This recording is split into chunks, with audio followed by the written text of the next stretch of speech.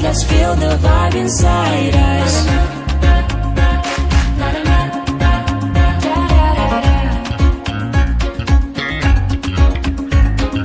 Boy, allow me to got you in my arms, dancing off to the left and right, let's feel the vibe inside us.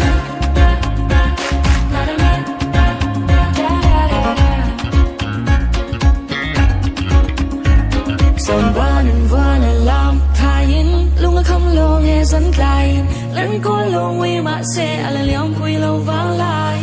Cả quý biệt tệ tệ nuôi lệ tệ hun cả quý việt lệ con số quý sexy làm a ray dance move for quý tệ tệ cái tệ mong tệ là sweet tệ tệ and as I'm watching you move I got addicted to your flow turn me into a willing victim of the show.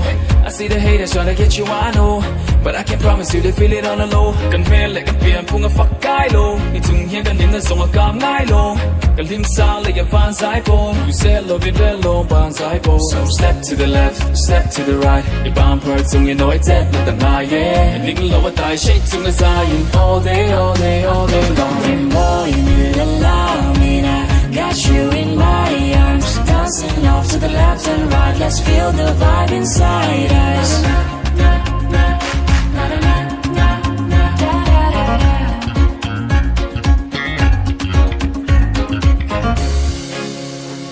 Thiên suy đi môi nên lù đoa linh anh đang đôn lâu tên dài cần vỗ ra em làm tua rào gần mối linh kim tình để tiền cần kia ngã làm về là boy, allow me to got you in my arms, dancing off to the left and right, let's feel the vibe inside us.